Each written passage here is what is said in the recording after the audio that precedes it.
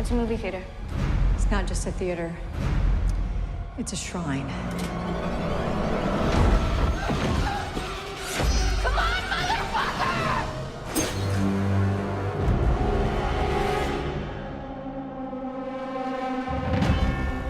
When we were in that set, we were in there all day, every day for days, and it took me a long time to see every single drawing, every knife, every robe. Definitely was a walk down memory lane. You just remembered all of it, from the garage door opening, you know, just everybody. Oh yeah, that's how they died. And oh yeah, I forgot about that. And look at that, that's the phone. And it was great. It was really clever to set it in a museum of all the other Screams. Oh, it's just like everything you love so much about being a fan, all the pieces of nostalgia, it made me want to watch all the movies over again. Chad, this is Uncle Randy's. They've got everything. Ghostface literally says at the beginning, who gives a fuck about movies? This is gonna be about the real killings and the real killers and stuff like that. And so it's not memorabilia from Stab, it's memorabilia from the other Scream films and what's come before. And we sort of loved the delineation between those two things. The original draft, it was a warehouse. I think it was a warehouse. And what's so great about our directors is they really foster this collaborative environment. It's one thing we have a very high priority here is to create a work environment which is safe. Sorry, Jenna, will you just take one step out just for this to point there?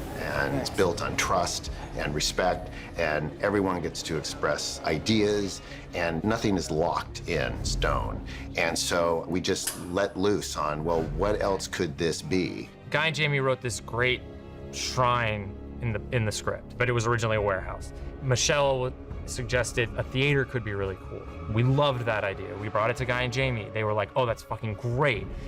That then led to the idea of there's something on the screen, which then leads to the idea of who the family is. I mean, it's just a good example of how all of the departments working together and trusting each other and loving a good idea no matter where it comes from just raises everything up and makes everything better. It's a real theater. It's actually in operation, and it just had a fantastic look. And it references Scream 2, and it's a movie theater. Scream is a movie about movies, and so it really fit in thematically, and just visually, it was fantastic. Is that the knife I was stabbed with? Seeing photos of Sam in there, seeing photos of Mikey Madison, who was, you know, my best friend and Ghostface in the last film, it was kind of touching or almost a little bit emotional walking into the theater for the first time. And I don't know, I think we all kind of got chills. We saw it in the early morning too, so there's something about a theater first thing in the morning. It smells different, it's cold, it's just everything about the atmosphere was so fitting. And I think that also anybody who respects the franchise will have great admiration for that set. It's really, really incredible. This place is amazing. Yeah. And to see Courtney in there and to see Courtney as Gail looking at Dewey's stuff, I really felt the legacy and the impact of these films and the importance that they've played to so many people, and it just was creepy. If this were a normal Stab movie, this would be the killer's lair. And I mean, come on, the set designers, they did an incredible job. The props department, it looks amazing in there. Hey, how'd they get all this stuff?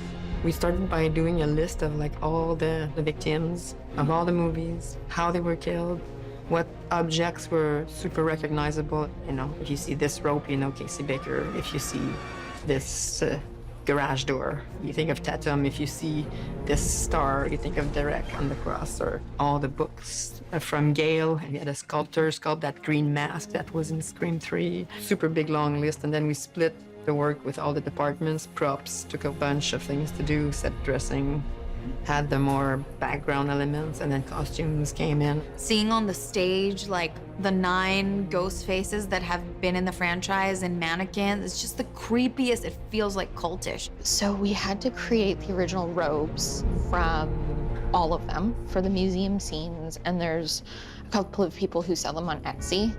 And so I actually I had my research of what was in the film, but I cross-referenced their research to kind of fact-check in a way, because they go through everything with such a fine-tooth comb. The set sort of shaped up, you know, the more we were getting into it, the more ideas popped. So we had a big document with all the elements and what kind of casing they were going to be put in. And did we have to break the case, not break the case? We build the case, we rent the case, and how you light those things, because we're like in the decrepit theater, which wasn't decrepit at all. But so we had our painters put a layer of like fake peeling paint, and it was really fun to do. Yeah, it was like the ultimate self-referential set.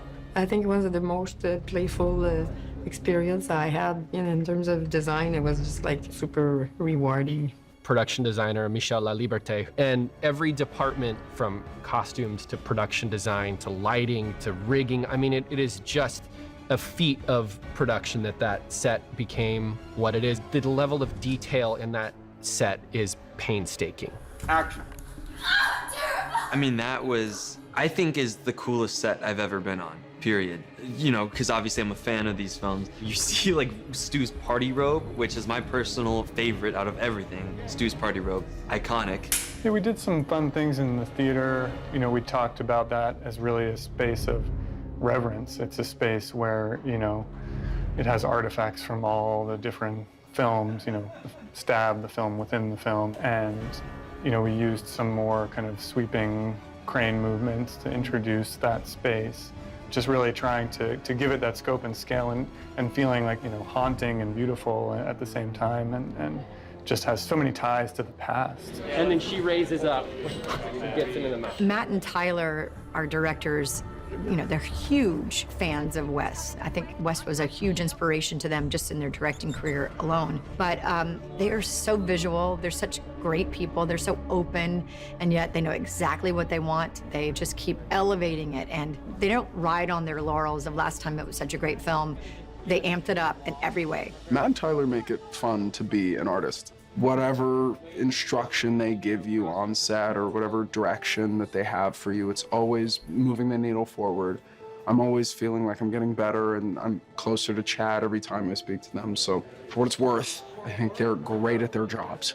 Same routine usually as another director, but there's two of them. They work together great and are really cool directors to be, as an actor, to be directed by.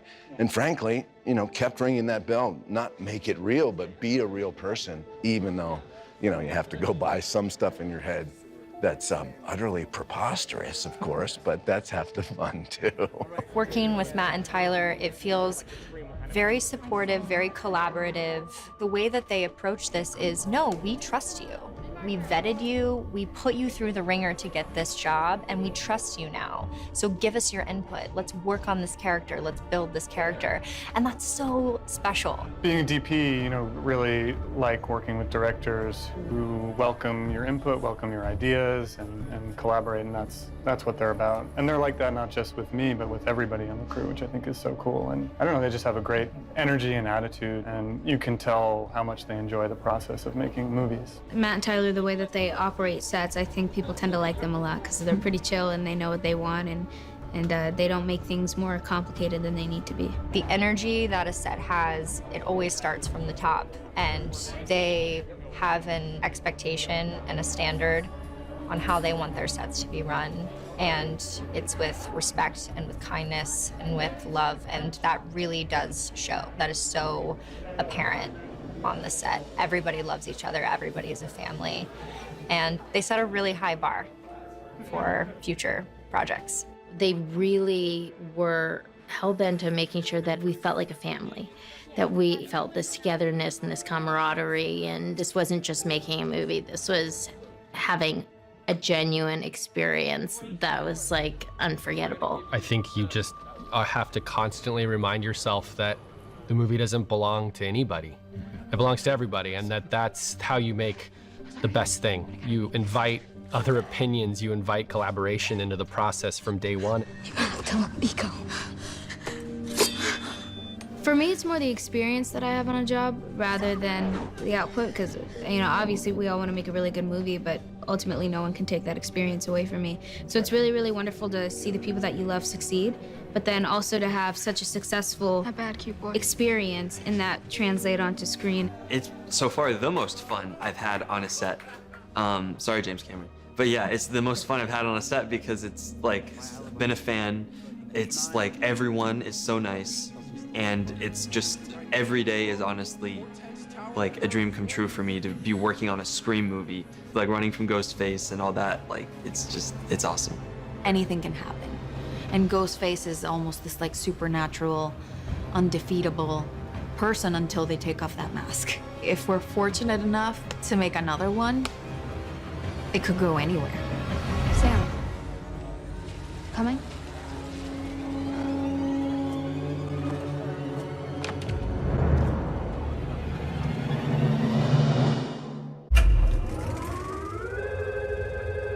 What's your favorite scary movie? Somebody call 911!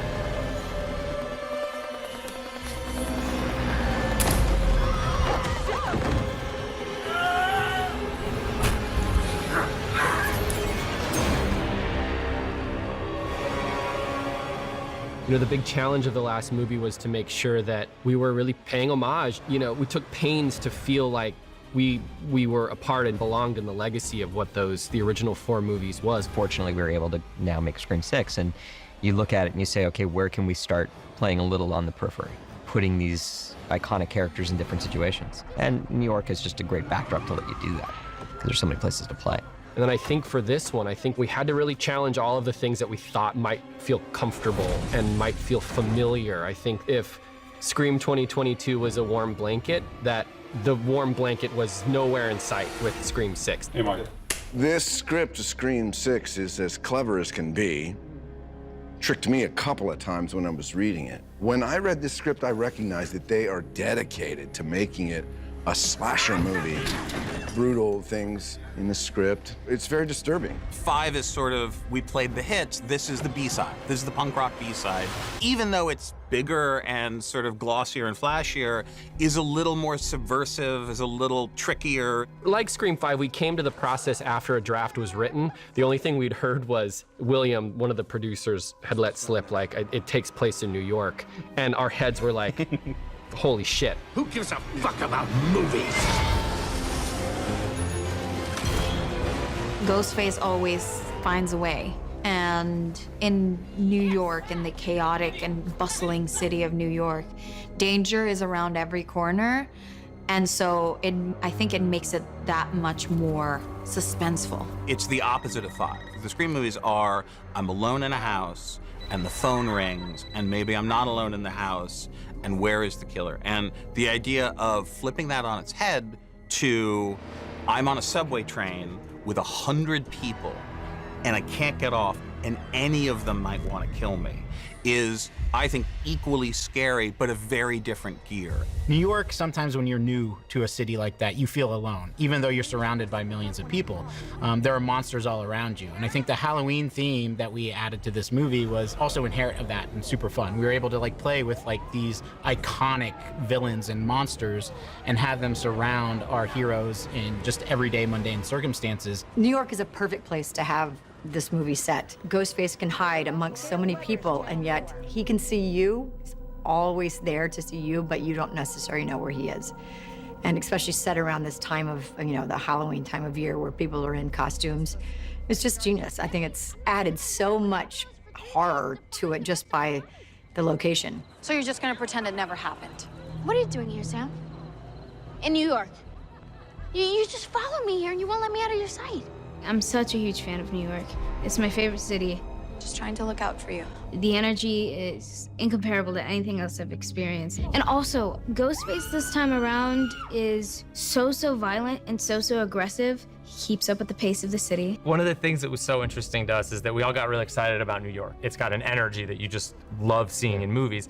And I think one of the things that we did is we wanted to make this a movie that is about people living their lives in New York, not New York. Not the tourist version. Yeah, so we were like, Yeah. this isn't about going to the Statue of Liberty and, you know, Empire State Building. This is about people living their lives in a giant city where there's millions of people.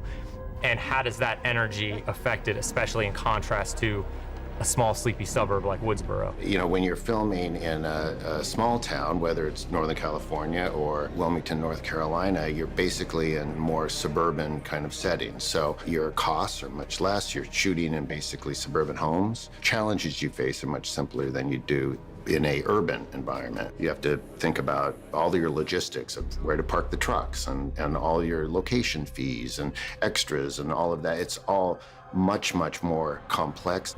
I think this one delivers in a different way in that there are a ton of scary moments, but there's a level of baseline intensity that I think Matt and Tyler really over-delivered.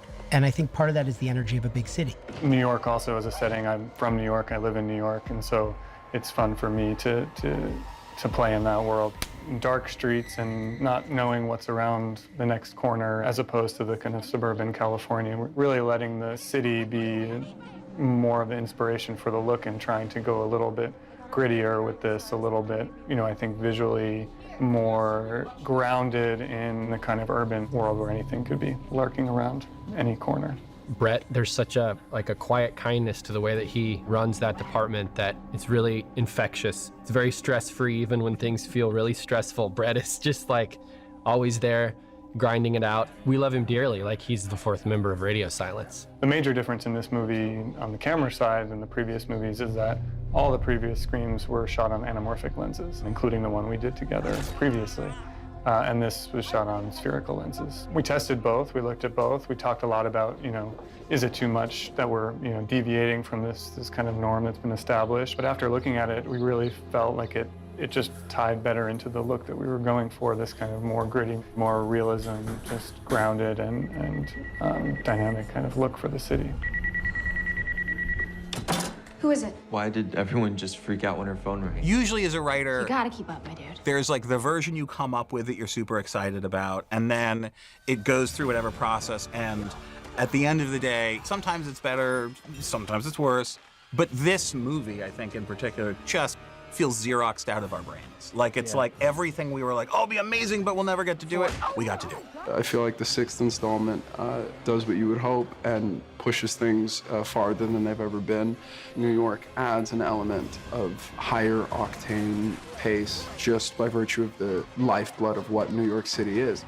It's one thing to be in a small town, which has its own sense of creepiness and nowhere to run, nowhere to hide. But then when you're in a big city, there's a completely different version of there's nowhere to run, there's nowhere to hide. There's so much more you can do with the killer. There's so many more places to hide, so many more opportunities and ways for the killer to get creative and kill you, When you have big buildings, big tall buildings, you have heights, you have verticality, you can drop people from great heights. And as soon as we came up with New York, I feel like Subway was like you and I both were like, and they're gonna be on the subway. Yeah, we're like heights, Subway. Yep. The city feels more dangerous because everywhere that they go, at every corner, On the street, in the subway. in parks, wherever they are, there's a lot of people. The killer could be anybody. That's what keeps people coming back to this franchise, that it's always someone different. It's like you're not safe anywhere.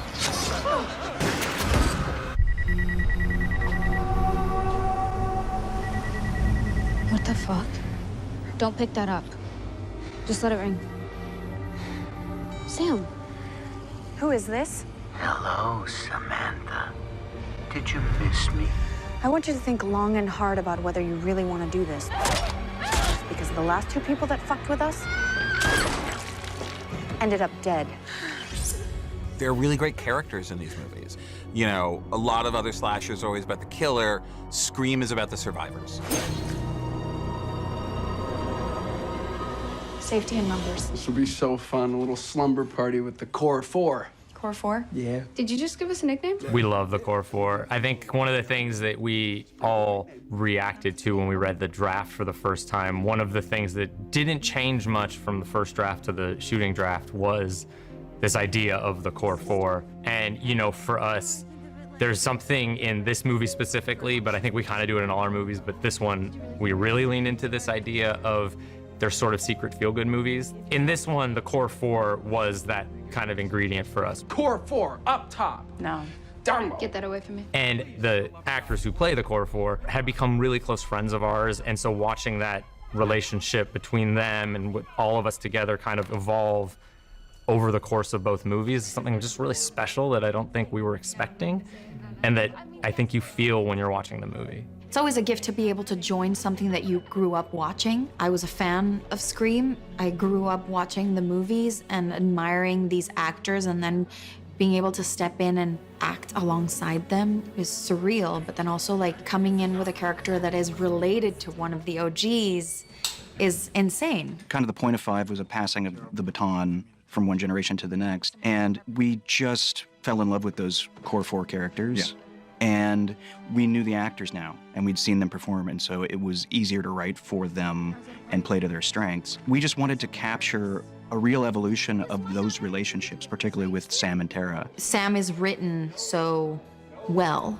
She has a whole backstory because there's 25 years of movies that she can draw from, history that belongs to her, that is in her in some way, because her father was the origins of it all. Yeah, Tara's definitely not your typical final girl. It's been really fun kind of exploring her more this film, just because I feel like I'm pulling out different character traits or trying something new. I love that she's a bit more in touch with her feminine side. I love that she's a bit more sensitive. And I think that that's really cool because oftentimes there's the stoic, strong, badass, you know, almost bad girl, which is also wonderful too because Melissa gets to be that and we get to go off of each other. I think everybody understands that feeling of being willing to do absolutely anything to protect the ones that you love. That's not always expressed in horror. You know, a lot of times it's every man for themselves. Suspicious new characters brought in to round out the suspect list and/or body count. Check, check, and check. I don't like this. Moving the core 4 from Woodsboro to New York feels very of the moment and of their generation. Like, I don't know that many young people who want to stay in their small town. And putting them in New York gives them more opportunities, obviously, to be slashed and murdered, but also gives them more opportunity to expand their friend group and have more diversity in their circle and be exposed to more ideas and thoughts. Yeah, the trauma follows them, as trauma does follow people of color everywhere we go. You better include that. It's true. I think the perspective that each of these actors brings, you know, comes from their lifelong experiences. And the more perspectives you can have, you're always going to benefit. And I think, you know, especially in a movie that's taking place at a college, you want it to feel real and you want it to feel organic to the storyline. I don't feel like any of the casting decisions were made because there was some mandate to do it. I think it was, you know, number one, the best actors we could find. And then in that storyline, you want to be real to the situation you're in. It's kind of insane. I mean, people of color as the leads, people of color who are surviving, an openly queer woman of color surviving and becoming this staple in the franchise. So important, not only for people watching, but then also just for accuracy of the time and making the film a bit more relatable. Having the cast of a franchise, especially one as globally recognized to Scream, represent so many different cultural and ethnic backgrounds, as it likely would be in real life, allows people, younger generation, or even people that maybe didn't have the same level of representation when they were younger, to feel seen and appreciated and represented. So I assume younger generations see the fortunate aspect of being able to go to the theaters and see themselves on screen and be excited about that. I mean, I'm sure they exist somewhere, but I can't think of a final girl duo that are sisters, you know? But I think it's cool to have 2 Mexican sisters at the end of the thing, especially because there's a huge Mexican horror community. It's such a big deal there, which is cool because then they get to see themselves, you know? Mexicans are watching. Do either of you have anyone that might want to target you? Not anyone who's still alive. Yikes. Because of Dewey and because of David Arquette's great work, you know, the police officer in the Scream franchise is its own icon in a way. Right, so you have to have somebody who's representing authority that's being completely ignored, right? Or they can't figure it out. So that's an honor right there to follow in his footsteps and into an iconic character type. Something that really drew me to this project is how little I felt like I connected with Quinn, and that felt like a challenge to me. The Slutty Roommate, a horror movie classic. Sex positive, but thank you. I thought she was very different, very funny, and sort of had a different perspective and approach on life that I don't personally have. And I was like, oh, that seems exciting and fun to try and dive into and understand. And it was a cool challenge. So the audition was basically, there's one scene of you playing like as the character, and then there's another scene of the killer giving a killer monologue. I think mine was like Richie's from Scream 5.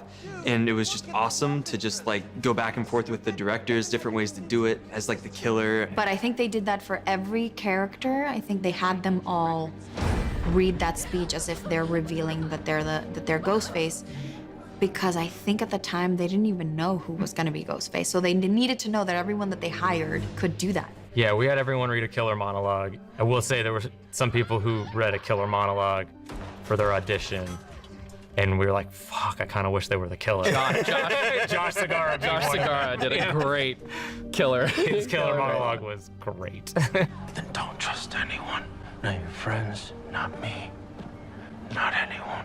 I didn't even read the script before I auditioned for this. I don't think any of us were allowed to. They were all secretive about it. But no, you knew the franchise and you knew what you were jumping into. And you know, they built something gorgeous before I got here. They built this beautiful house. So you're telling me I get to just come and hang out in your house? Maybe when I first got here, seeing all the Ghostface masks, it's a trip, man. I mean, what's not to dig about a horror movie? You know, you gotta shoot a couple of these in your lifetime. My character, Annika, is dating Mindy. She is, I'm gonna say, born and raised in New York. She's just really cool and is a great addition to the group. And it's nice to see a gay relationship in a Scream franchise like this. And I love it. I'm so happy to be a part of it. When did they start letting children into the FBI? I'm 30. Well, you look like a zygote. Coming from a fan who loved the previous movies to work with Courtney and Hayden, not only are they legends in the Scream universe, but also just in acting in the industry, they're awesome. So, I mean, it was just really like a pinch me moment to work with them. And we always talked about Kirby. Even when we were writing 5, we talked about, is there a place for her in this movie? Because Wes Craven had gone on record, said he didn't think she was dead. He would have, you know, so that kind of, I think, for us, felt like it gave us permission. There wasn't really room for her in 5, but with this, we really wanted to bring her back, and we wanted to bring her back not just as a cameo or, you know, a nod to it. We wanted to bring her back in a real way. And we had a lot of conversations about who she would be now. And Guy wrote this wonderful line in the movie is that I, you know, didn't want to be afraid of monsters anymore. I wanted the monsters to be afraid of me. Having Kirby be a survivor I like that. and come back and be this source of strength and authority was a very interesting way to bring her back into the fold. It's really mind-blowing to watch her like turn back into Kirby, and knowing her personally, how she's so different. She's just so good. I was trying to figure out, you know, how after so many years to bring Kirby back while keeping her Kirby, but having moved on to a different time in her life. She's such a lovable character and such an iconic character that I wanted to make sure to keep in every small piece of her, every detail that doesn't change as you get older. Because even though like somebody grows up and gets a gun, like we don't always feel like we have earned our place as an adult. Like, I feel like I still am the same person I was when I turned 21 on Scream 4. And, you know, I'm about to turn 33, and I don't feel like that much time has passed. So I felt like it made it a lot easier. Hayden is just incredible, and it was so fun to have her around and for her to tell us stories of her experience shooting the 4th one, and her being so excited to come back. And Kirby comes back as a fan favorite. Like, Kirby's back because fans love her character, and she gets to like play this, is she, isn't she, like, is she on their side or is she not? There's also the scene between her and Jasmine. We were always like, oh, someone's gonna ask to cut it. That scene where they sit at the edge of the stage. I hear you're a horror fan. It's been said. They have that conversation that I think fans of Kirby and fans of Mindy, they know is coming, right? The two horror fans are eventually gonna like sit down and kind of square off. And it was the one scene that we're like, fuck, they're gonna ask us to cut this, they're gonna ask us to cut this. We moved it to like 3 different places in the script. And we're so glad that it lives in the movie because it's such a great moment for those two characters, but it's also just such a great example of why we love Hayden and why we love Jasmine. They're so charming and wonderful in that scene, and we're so happy that it made it through all the cuts. Do you ladies think you're the reason the Ghostface Killer has come to the Big Apple? As a fan, I think that's the importance of the legacy characters in 5 and 6, because there had been such a long time between 4 and 5.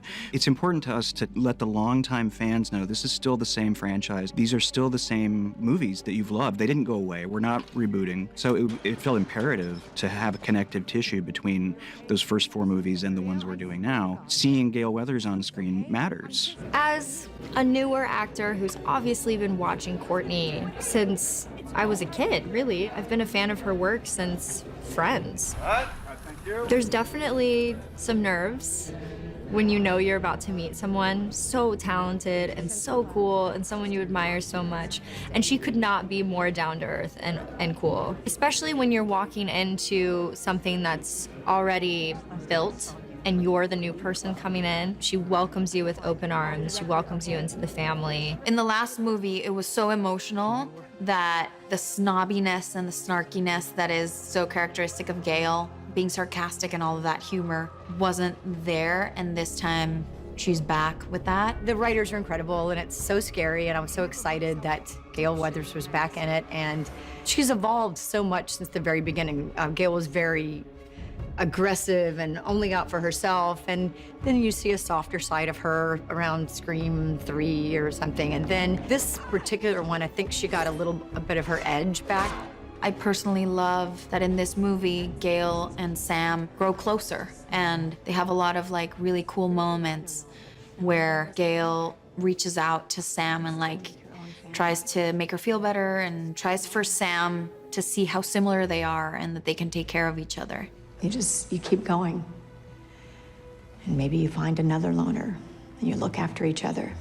And I love doing that because I love Courtney. And so those scenes with her felt very like natural for us to do. That character, Gale, having lost such a significant, part of her life in that last movie, that we knew that there was gonna be something really interesting to explore with that.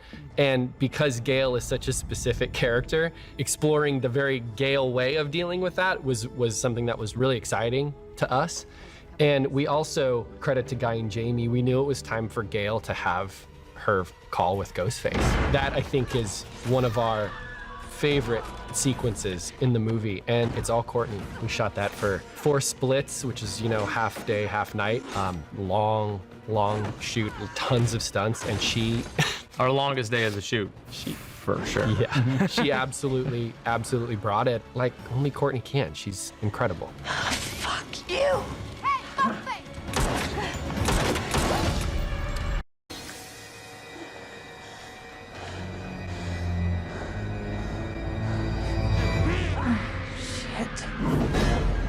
I'm the first to admit it. If this were a scary movie, I'd be the prime suspect. Ring, ring. Hello. What's your favorite scary movie? Nightmare on Elm Street. I like that movie. It was scary. Wow, well, the first one was, but the rest sucked. Devil shits. Would you call me? Not your friend. Who played the dumb bitch at the beginning of Stab 1 who answers the phone and gets carved up by the killer? Heather Graham! I don't even have a boyfriend right now. I lied. I do have a boyfriend. Maybe it's just a movie. With the murders and all, it's like right out of a horror movie or something.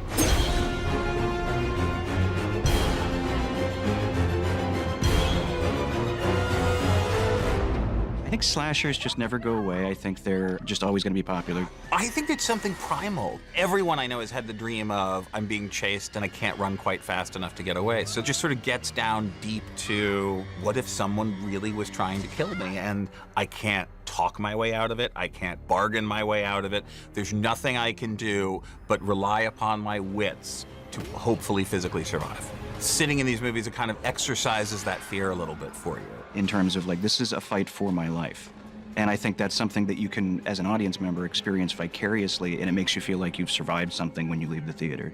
I think getting that rush of fear must release some sort of dopamine or something, because people are addicted to it. Just like going on a roller coaster, or people want to jump out of airplanes. I think it just is a heightened emotion that gives you a thrill. You sell this costume every 5 and dime in the state. Yes, of course, I was a big fan of Scream. The one that's just called Scream, the first one that's just called Scream, changed our culture. And I knew it when I was sitting in the movie theater watching it. And then it just blew up in a way because we were watching one of the first comedies that really was what we now call meta, where they're talking about the making of it while they're making it. It was really groundbreaking. That is so sexist. The killer could easily be female. Basic instinct. That was an ice pick. Not exactly the same thing. The thing that's so great about the Scream franchise is it's so meta and self-referential. This is standard horror movie stuff. You know, a lot of times the things that you might put on camera that would feel very kind of on the nose, they were totally game for and into. So including a lot of little nods to the original and just previous films in general. You have a movie that can talk about the movie in real time, and we've had a lot of fun with that on this one.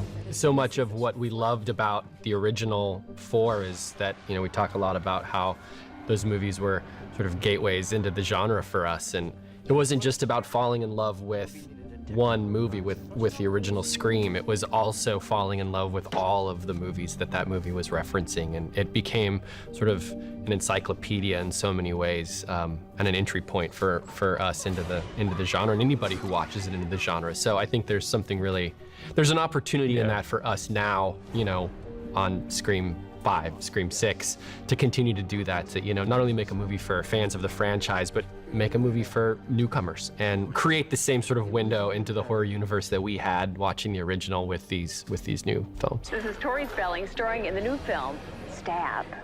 My mom's dead and she's never coming back. Your mom left town. She's not lying in a coffin somewhere. Okay, I'm sorry. At least you get David Schwimmer. I'm starting to see why Tori Spelling and David Schwimmer didn't want to come back. I want to be in the sequel. Are you suggesting that someone's trying to make a real-life sequel? Because let's face it, baby, these days, you gotta have a sequel.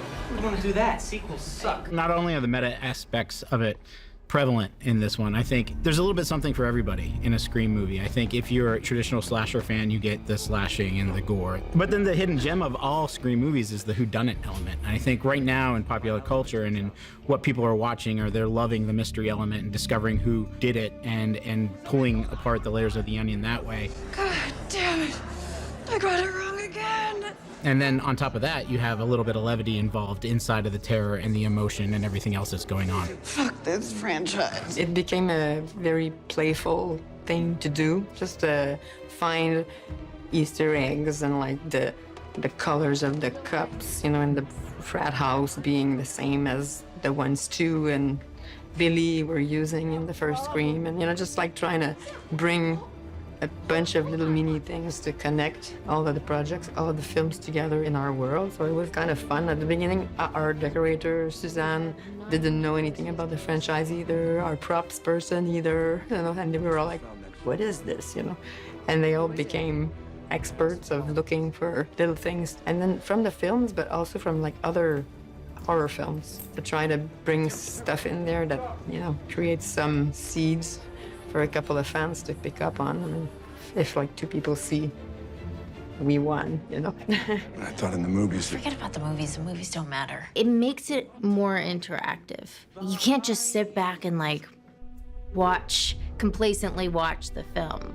Like, you have to be very aware of like all these details of what's going on. It's just like throwing more curveballs, you know, at you, but it also makes it more of an interactive experience. It makes, as a fan, it's just more fulfilling. There are certain rules that one must abide by in order to successfully survive a horror movie. Someone's out to make a sequel. The body count is always bigger. Trilogy rules. You got a killer who's gonna be superhuman. Oh my God, he's making a requel. Death scenes are always much more elaborate. Not quite a reboot, not quite a sequel. Anyone, including the main character, can die. New main characters, supported by and related to legacy characters. If you want your sequel to become a franchise, never, ever, under any circumstances, say, I'll be right back. I'll be right back!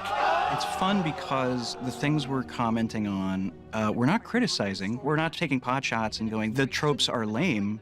We're just saying that they exist. Yeah. And so crafting these Mindy speeches is always just a blast. Someone is out to make a sequel to the requel. And Jasmine killed it. There was like a 4-page monologue that this queen did, and we were all just like chilling, having a great, nice day, and she was like, you know, doing all the work for us.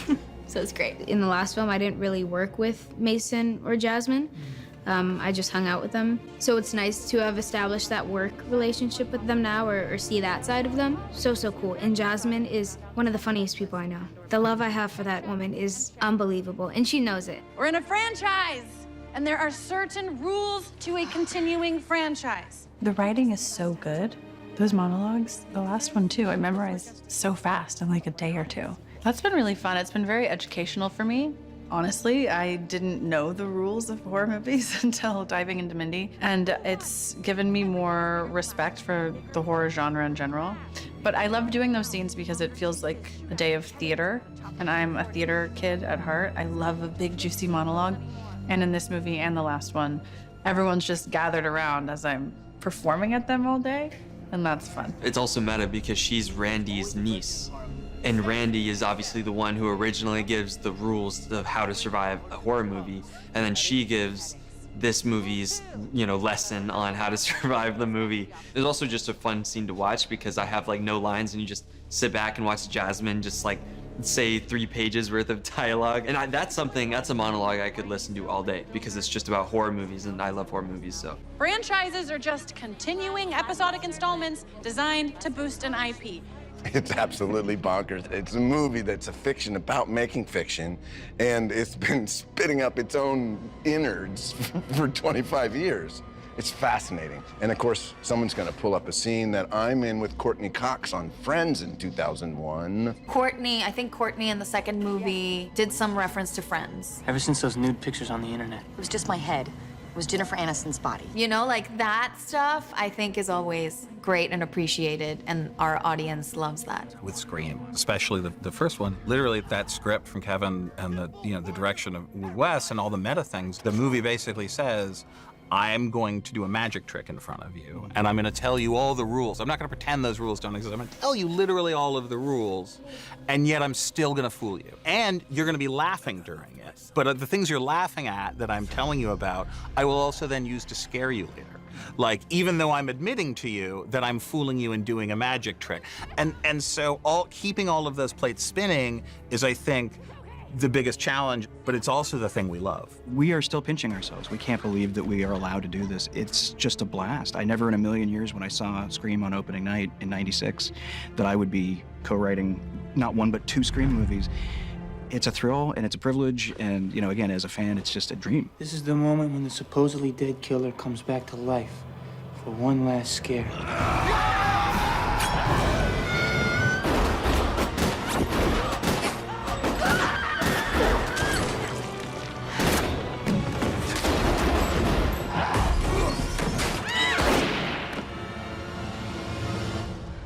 Nice.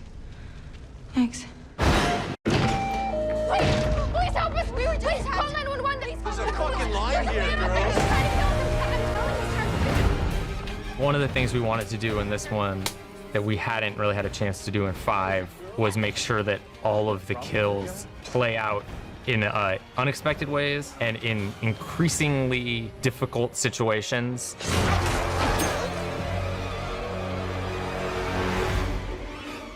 It's cool because 2 of my guys, by 2 stunt performers, got cast as the bodega clerk. And then the first client in the line says, oh, there's a line here, and then he gets stabbed and all that. So these 2 guys are stunt performers, so no double, yeah. That makes my life so much easier. We keep joking that this is a secret action movie. Maybe not. It's a secret maybe movie. maybe not so secret action. It's a not so secret action movie. It's like, the movies that we use as like touchstones for a lot of our stuff are like Terminator 2 and Aliens and these sequels that just flip the previous movie on its head. And so we were really conscious of that. Guy and Jamie were really conscious of that when they were writing it. This version of Ghostface, to match kind of New York City, we wanted him to be really aggressive. We wanted him to be able to he or she, to be able to chase you into places you normally would think were safe, like a bodega. You should feel safe in a large group of people. That's the rule of slashers, is if you make it to a large group of people, you found safety and someone's gonna call the cavalry in and you'll be saved. And we thought, well, what if this guy, this version of Ghostface, that doesn't stop him? Doesn't help. He's relentless. It doesn't matter. He doesn't follow the rules of slashers. People might be taken aback by the gore. Scream has always been funny, and I love that aspect, and there's definitely some of that too, but I do think that with each film, Ghostface he's getting more intense. We love floppy Ghostface from the early movies that gets knocked down easily and gets right back up. But in this one, it was a little more like, what if he was a little more relentless, a little more driven, and just doesn't give a shit about anybody? So if you get in his way, he's gonna stab you too. Yeah. I mean, like, Ghostface in a bodega with a shotgun is just the most ridiculous, absurd thing. And I remember seeing it for the first time on the monitor and just being like, what are we doing? But then they're on board or they're not after the scene, right? We get them and they're on the ride or they're not, and we're thankful that it turned out as well as it did. We had a lot of discussion about it, how many times he shoots the gun, how many people does he shoot, that sequence delivers for what it is, right? It is very specific in the bodega, how it plays out, and unbelievably scary when it's happening. And you buy that this Ghostface will do things that no other Ghostface has been willing to do. It was always the assignment. How do we take that thing that feels or starts in a way that's familiar and then it just goes off the rails? That's also the beauty of Scream, is that the whole point is heightening things to a level where you might think it's unbelievable, but because it's this world, it is believable. This specific Ghostface is the most ruthless and crazy and tough. And I mean, it's definitely, the writers took it to another level.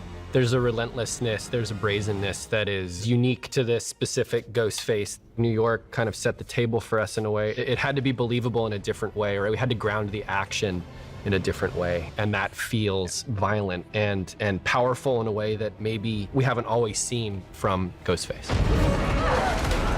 Yeah, well, that was a part of the challenge, you know, like it's the 6th one, so you gotta stay true to what's been done before, you know. It's not like you all of a sudden the Ghostface is a ninja, and you know, like, so you gotta keep true to the style. So it's kind of keeping the action simple but making it cool at the same time. So it's that kind of you gotta find just the right amount, you know. Speaking of collaboration, you're blocking it on the day, and Melissa had a great note. She was like, I would do something, my character would do something more here. The scene is missing, it's missing a moment. So we took a step back and in a matter of a few minutes, designed that moment where they get behind the end cap of the aisle and Sam grabs the beer can and throws it to misdirect Ghostface. That whole little moment, that little bit of do-si-do of cat and mouse, which really is where so much of the tension of that sequence lives. That came of the experience of trusting Melissa and Melissa trusting us, and the sequence is so much better for that.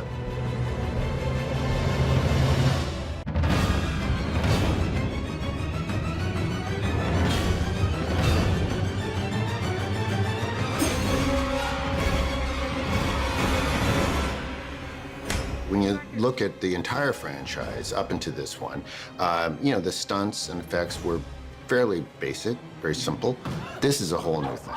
This is on a completely different level. And yes, it's much more like an action film, and it's nonstop. Coming up with the choreography, well, at the beginning, it's always like take as much input from the directors as possible, and then we took maybe 2 weeks to make up like the original stunt choreography, and then run it through the directors, and then like make some changes, and you sit on it for 2 days, and then you're like, yeah, maybe not, let's change this. And that's a cut rehearsal.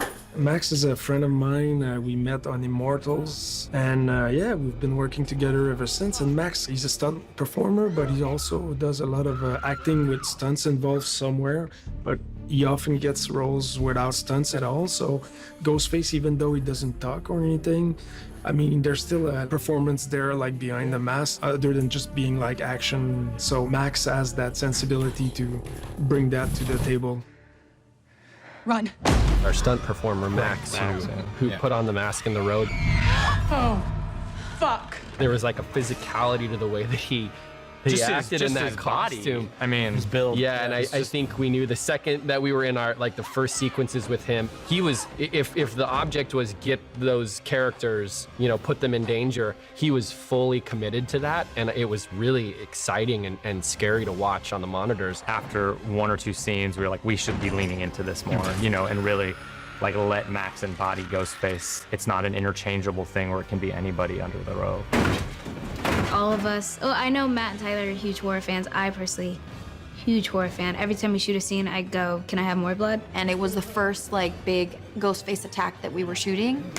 Jasmine, Devin, and I in that room, screaming at the top of our lungs, like we all lost our voices. I want to say it took us like 2 weeks to do that whole apartment attack and then into the ladder scene. I was hurting for the next like week. I had bruises from like here all the way down to my ankle, both legs. You should see your knees. I'm so proud of you. But also I just like didn't want to be done because I was having so much fun. I love it here. The ladder sequence. What you see in the movie is what was written on the page in the first draft. Then when we got into production, we went through a whole kind of, which you do always, you go through painstaking exercise of making sure everything is the right thing. And in that process, we ended up changing it from the ladder to a whole other thing. Out of fear that we wouldn't be able to make. So we wouldn't be able to days, produce the right? ladder, production, etc. And then we hit a point very close to production, like 2 weeks out probably, where we were like, hold on, what are we doing? The first draft was great. Why don't we just go back to that? And we called Guy and Jamie and we're like, how do you guys feel about this? They were like, we love it. We loved the ladder. We all looked at each other like, well, we love the ladder. Right. Let's figure it out. Yeah. Let's stop chasing our tails and let's go shoot the fucking ladder.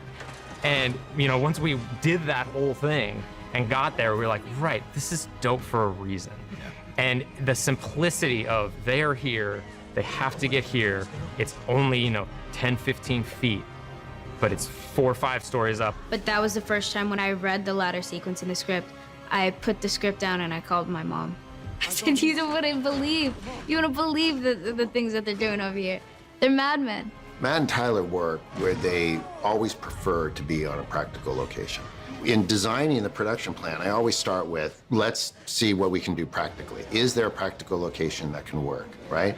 In this particular one, because of the stunts that were involved, you can't actually have actors walk across a ladder 5 stories up. So I knew that we were gonna have to build some of it, but we didn't want to build from scratch. We didn't want to just build a set. So we found locations. We actually found one location, which was back where the ladder is. So we scouted, I don't know how many shafts, and this one was nice because it was open on the street. It was allowing us to do crane work without being in an enclosed area. So technically it was the best option we found, and the owner was super cooperative with us. And we filmed all of the exteriors with stunt people, actually up, 5 stories up. On location, we put the ladder in between and we had like the doubles go over, secured of course on a wire. And Annika, we brought her, we had her fall all the way, stopped her maybe 10 feet off the ground. I love doing my own stunts. And I was like, no, put me on the harness.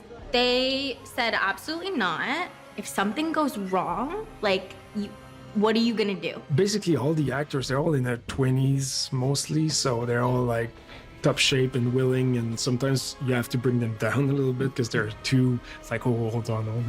I'm like, okay, fair. So I got a stunt double for that. She's cool. She did a great job, but I was really jealous. And then we recreated the back of that building on a stage, and that's where we had our actors go across so we could do that in a safe way.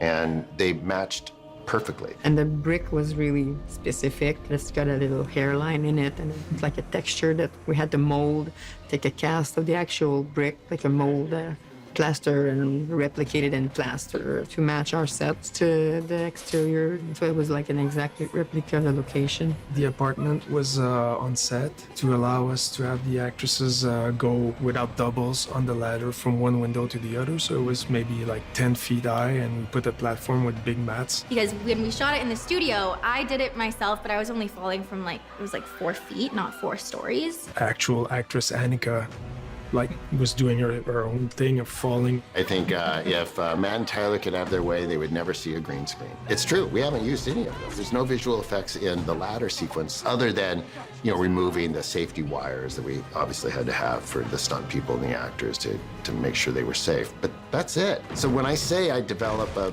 production plan which reflects the director's sensibilities, that's what I mean. This is their preferences. This is how they make their movies. They love it. Even when we build sets, our sets look and feel as if they're practical locations. Sure. We typically don't use wild walls. And when you open up a door, there's another room behind that door.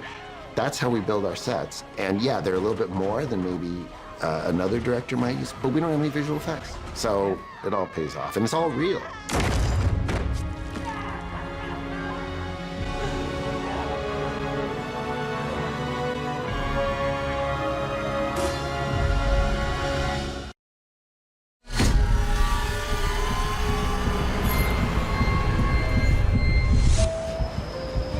I would not want to be caught with Ghostface anywhere, but definitely not the subway.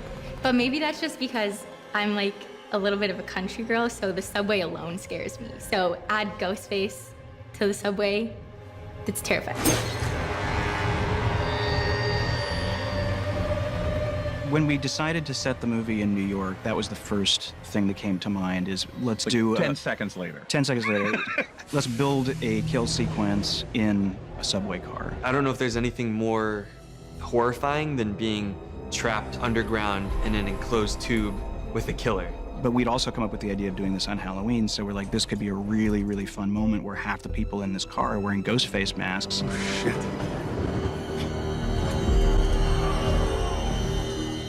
This train sequence was one of the first challenges.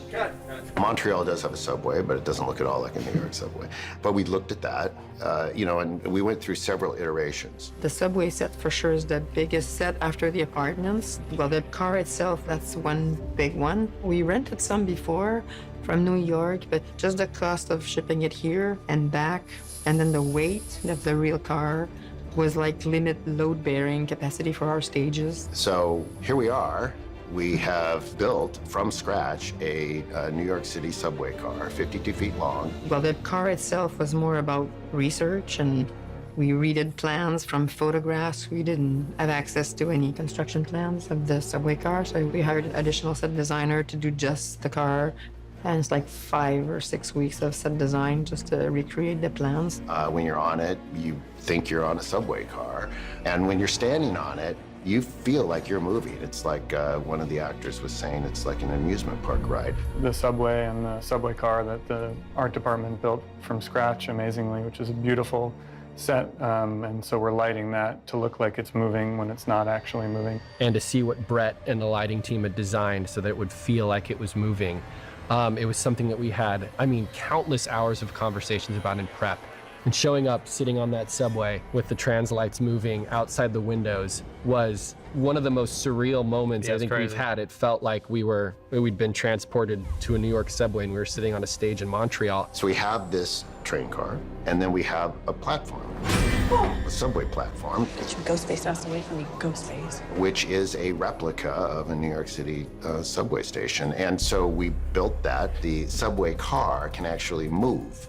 And the subway car moves into our train station and out of our train station. So we initially thought that we would have like green screen, we would do a lot of visual effects and comping of backgrounds, and we would have to shoot our own background plates with our extras in Halloween costumes. And that just doesn't fit with how Matt and Tyler work. That's just not, that's not who they are. So now we don't have any visual effects in this scene. Except we have just the one car, not like a full train, but we're using a mirror gag to extend on the platform so we see another car, so 2 for 1. Old trick, I used that once in a movie back in '98 and it was perfect, so I was like, well, let's try the mirror again. So this is either one of the most craziest things that have been done, or it's genius. I'm not exactly sure which. We will see. For me, being from New York and stepping onto that set and really feeling like I'm on the subway in New York is, a testament both to the lighting team and the art department. That's how we know it's a set. There isn't one rack carrying a slice of pizza down that little thing right there. Seeing Matt and Tyler arrive on this set. They had seen pictures of it as it was developed, and obviously involved in the design of it with Michelle.